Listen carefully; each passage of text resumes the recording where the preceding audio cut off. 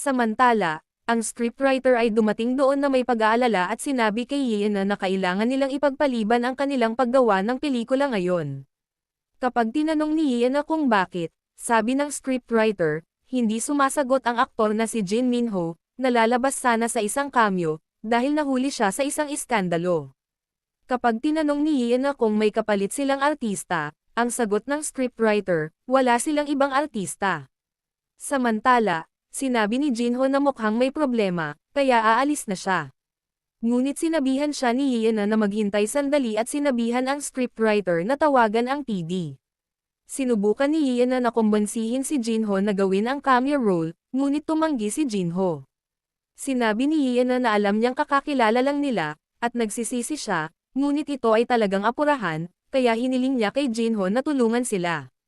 Ni-request din siya ni Si, dahil importante sa kanya ang palabas na ito.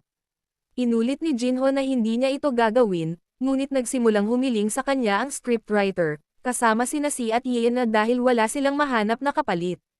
Nagtanong si Ian kung alam niya kung gaano kahirap maghanap ng taong maganda at magpapakita lang ng 1 minuto, na sinagot ni Jinho na hindi niya alam iyon at hindi niya ginagawa iyon. Bigla, nang sabihin ni Ian na kung ang palabas na ito ay magsisimula sa napakagandang simula, maaaring makasagabal ito sa karera ng SI bilang artista, huminto si Jinho at nagtanong kung ano ang ibig niyang sabihin. Sabi ni Ian na, kung may isang salita na ang palabas na ito ay ganap na nabigo, sa tingin ba ni Jinho ay gugustuhin ng mga tao na i-cast si Si para sa ibang palabas? Sabi ni Si, mahina ang introduction ng palabas na ito, kaya naman naghahanap sila ng artistang may magandang visual. Sinabi ni Jinho na sa tingin niya ay mayroon silang higit sa sapat para sa mga visual. At pumayag si Ian na, pero sabi niya sa kasong ito, mas mahalaga ang mga lalaking artista. Sinabi ni Jinho na nakuha niya ang kanyang punto, ngunit hindi siya interesado sa mga bagay na tulad nito. Sabi ni Ian na kaya naman sinasabi niya sa kanya na kailangan nila siya sa loob lang ng 30 segundo. Ngunit iniisip ni Jinho na siya lang ito, o talagang binabawasan niya ang oras. Sinabi ni Ian na kay Jinho na pag-isipan ito sandali, para sa kapakanan ng SI, habang sinusuri niya ang iba pang mga bagay sa PD. Pagkatapos lumabas ni Ian na, sinabi ng PD na sumasang-ayon siya na mas bet si Jinho kaysa tumawag sa ibang tao. Ngunit tinanong niya kung sigurado siyang gagana ito, na sinagot ni Ian na nagagana ito. Nang tanungin ng PD kung paano siya sigurado, sumagot si Ian na nakausap niya si Si kanina, at mukhang kalmado ang lalaking ito kapag tinanong ni Odd kung ano ang ibig sabihin nito, sabi ni Ian na ibig sabihin overprotective siya sa kanyang kapatid. Samantala, pumayag si Jinho na gawin ito, ngunit sinabihan niya si Ian na huwag magsisi, dahil hindi siya sisisihin. Sinabi ni Ian na hindi niya ito pagsisisihan, at dapat nilang gawin ito. At nahip din ni Si ang kanyang kapatid.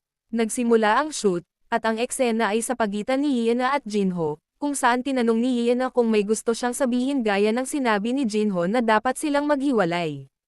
Pinutol ng direktor ang eksena at sinabihan si Jinho na huwag lamang basahin ang script ngunit kumilos sa sandali ng isang aktwal na breakup. Si Jinho ay nagsasanay sa linya ng ilang beses, at bilang ang direktor ay nasiyahan sa paghahatid, sinimulan nilang muli ang shoot, ngunit muli si Jinho, malamig na naghatid ng dialogue. Sumigaw ang direktor, pinutol, at sinabi ni Ian na dapat nilang baguhin ang kanilang schedule sa isang night filming, kaya may gagawin siya tungkol dito. Hanggang noon, pagod na ang lahat, at napagtanto ni Si na talagang mahirap para kay Jinho, ngunit sabi ni Si, hinihingal ang lahat. Nagkamali si Jinho at ipinakita kay Jinho na nasa 163 na sila. Sabi ni Si, sabi ni Jinho, let's break up more than 100 times. Sabi niya, pumunta dito si Jinho para kunin siya ng mga pampaganda, pero natigil siya dito na paulit-ulit na sinasabi ang isang linya.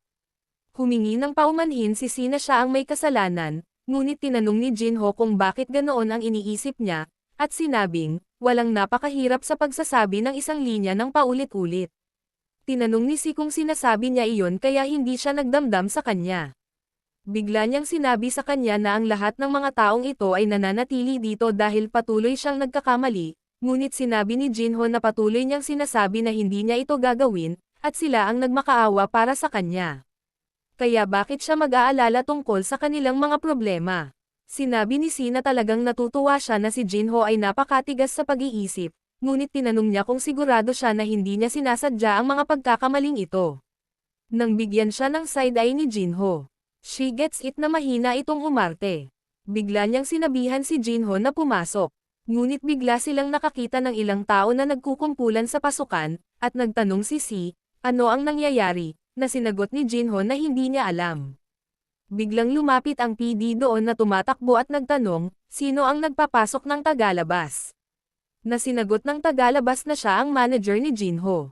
Sinabihan ni Jinho ang PD na papasukin ang lalaking iyon, dahil mapagkakatiwalaan siyang tao at baka maasikaso niya ang sitwasyong ito dahil alam niyang si Cho iyon. Nang tanungin ng staff kung sino si Cho, sinagot ni Cho na sinabi na niya sa kanila kung sino siya, at ipinakita ang kanyang business card sa PD. Nakita nila si Cho ay mula sa Code Entertainment, at doon nagmula si. At tinanong ni Cho kung makikita ba nila ang recorded taking. Sabi ng PD, hindi magagawa ni Cho yun dahil lang nandito siya. Pero nang tanungin ni Cho kung gusto niyang umuwi o hindi, umalis ang PD para dalhin ang mga recording. Samantala, dumating si Jinho at sinabing siya. Tawagan siya, ngunit iyon ay mabilis, at sinabi ni Cho na kailangan niyang pumunta ng mabilis. Kanina lang, nanalo si Cho sa kanyang opisina, sa pag-aakalang kailangan niyang kumbensihin si Jinho para sa startup, dahil kung hindi ay matatanggal siya sa trabaho. Bigla siyang nakatanggap ng text mula kay Jinho na kailangan niya ng tulong niya kaya naman agad siyang bumangon sa tuwa at sinabing gagawin niya ang lahat para matulungan si Jinho.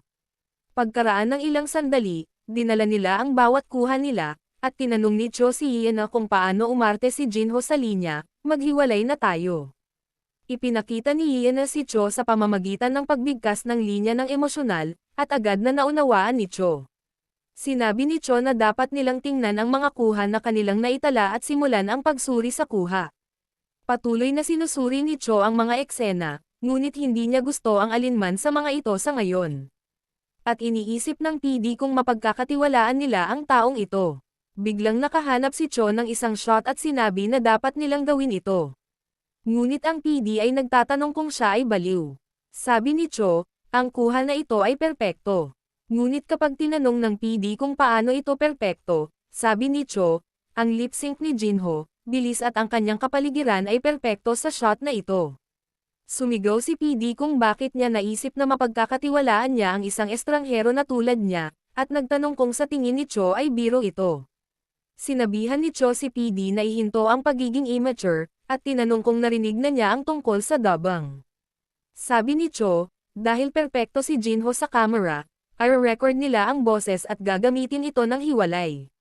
Nagulat si PD at nagtataka kung bakit hindi niya ito naisip. Ngunit tinanong ni Cho kung may mali, na agad na sinagot ni PD na walang mali at gagawin niya ito kahit anong mangyari. Mabait daw sabi ni Cho at dapat umuwi na silang lahat.